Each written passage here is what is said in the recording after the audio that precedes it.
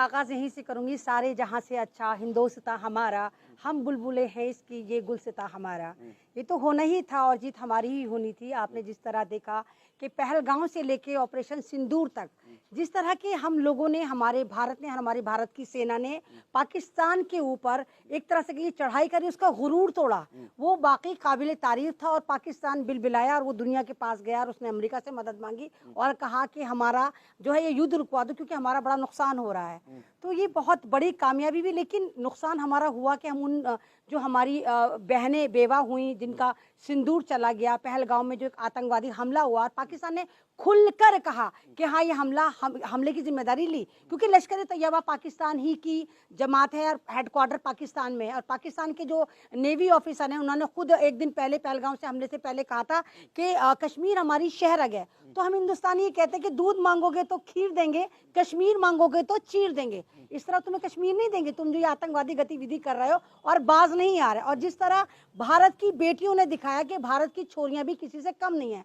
Sophia Qureshi जो इस पूरे इस तरह कई के ऑपरेशन को लीड कर रही थी, एक व्योमा सिंह थी वो लीड कर रही थी, उन्होंने जिस तरह अपडेट दी और पाकिस्तान के छक्के छूट गए कि हिंदुस्तान की तो लड़कियां भी देखो कि मतलब पूरे पूरे उसको एक तरह से ऑपरेशन को लीड कर रही, तो ये काबिल तारीफ है। लेकिन यहाँ पर यह भी देखा गया कि जिस तरह हमारे मीडिया ने नेगेटिव रोल प्ले करा तो उससे हमारी दुनिया में बहुत ज़्यादा बेइज्जती भी लगी। एक तरफ तो जहाँ दुनिया में सैल्यूट कर रही थी, हमारी सोफिया कुरैशी को सैल्यूट कर रही थी, व्योमा सिंह को सैल्यूट कर रही थी, हमारी स्ट्रेटेजी को सैल्यूट कर रही थी, उसी दूसरी तरफ वही इंटरनेशनल जो लोग हैं प्लेटफॉर्म है वो हमारे मीडिया को बहुत ज़्यादा एक तरह से टारगेट कर रहे थे। क्योंकि आपने मीडिया की कवरेज देखी होगी, जिस तरह मीडिया को लताड़े पड़ी हैं, मीडिया को कहा गया कि इस तमाम की तमाम जो ये रिपोर्टिंग कर रहे थे फेक कर रहे थे। क्योंकि आपने देखा कि आज तक वाले थे या जी वाले थे या एबीपी वाले थे, जितने भी आर रिपब्लिक वाला वो गोस्वामी बावला, मुझे नशा दो, मुझे ड्रग्स दो वाला बावला था, ये सारे के सारे ऐसे कर रहे थे जैसे मतलब जंग जो है ना ये स्टूडियो में बैठ के लड़ रहे थे, वो हमारी सेना नहीं लड़ रही थी,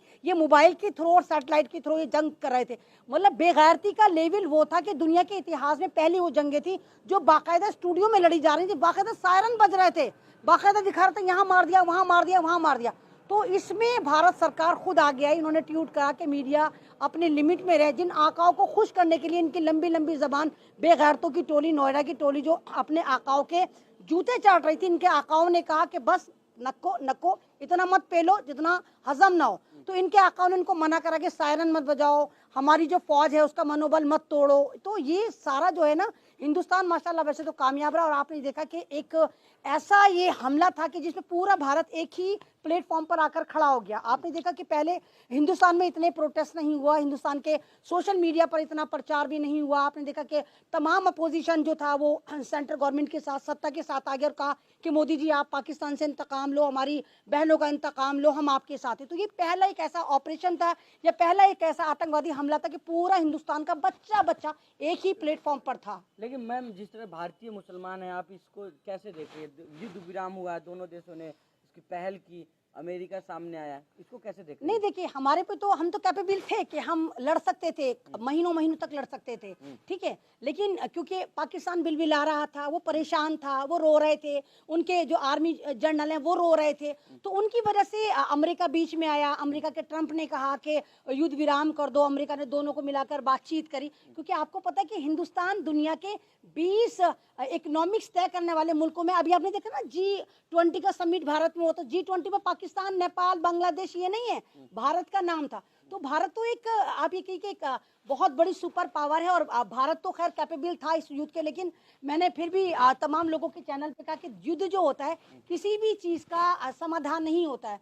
जो युद्ध लड़ रहे होते हैं वो भी नुकसान में है, जिनसे युद्ध लड़ा जाता है वो भी नुकसान में, यानी कि जीतने वाला भी इसमें हारता है और हारने वाला भी हारता है। दोनों तरफ जो कैजुअलिटी होती है वहाँ सिविलियंस ही मारे जाते हैं, वहाँ सरकारों के जो नुमाइंदे वो नहीं मारे जाते, इसमें आम बेगुनाह शहरी ही मारे जाते हैं। लेकिन इन मीडिया के ऊपर जो जन्नाटेदार तमाचा पड़ा, गोदी मीडिया या लश्कर नोएडा कहिए या बारूद मीडिया कहिए, या ये सोच रहे थे कि जिस तरह भारत का माहौल ख़राब करते रहते हैं, इसी तरह दो मुल्क में ये अगर ये युद्ध की पूरी पूरी रिपोर्टिंग करेंगे तो ये नामालूम क्या कर लेंगे। मतलब आप ये देखिए कि भारत के लोग परेशान थे। ये मीडिया तो ये दिखा रहा था कि हमने लाहौर फतह कर लिया, हमने रावलपिंडी फतह कर लिया, इस्लामाबाद पे कब्जा होने वाला है। मतलब भारत का जो भोला भाला शहरी है वो तो यही सोच रहा था, आम नागरिक, कि पूरा पाकिस्तान हमारे कब्जे में आ गया। हो सकता है कि इन लोगों ने वहाँ पर हमला कराओ, बाद में इन लोगों ने एक तरह से कही कि हिसाब किताब कराओ, इन्होंने हिसाब किताब लगाया, वो तेरे की हिंदुस्तान का मुसलमान तो ऑलरेडी 25% है। जब हम इनसे इतने परेशान रहते, मतलब गोदी मीडिया तो हमसे परेशान नहीं रहता है। अगर पाकिस्तान को भी हमने फतह कर लिया या हमने फतह दिखा दिया तो 50-55% मुसलमान हो जाएगा। तो गोदी मीडिया ने आनंद फानंद सारा जो पाकिस्तान को लूट के लेकर आए थे, यानी लाहौर को इन्होंने जीता था, सियालकोट को इन्होंने जीता था और इस्लामाबाद पे इन्होंने कब्जा करा था। इन्होंने जिस तरह उस पर कब्जा करा था वैसे ही पाकिस्तान को जाकर इन्होंने वो इलाके लौटा दिए। कौन जीता था? नहीं देखिए, गोदी मीडिया जीता था ना, हमारी सेना तो नहीं जीती थी ना। ये गोदी मीडिया का निहायती शर्माना रवैया था कि बेशर्मों की जमातों ने वो रोल प्ले करा जो दुनिया में किसी ने नहीं करा।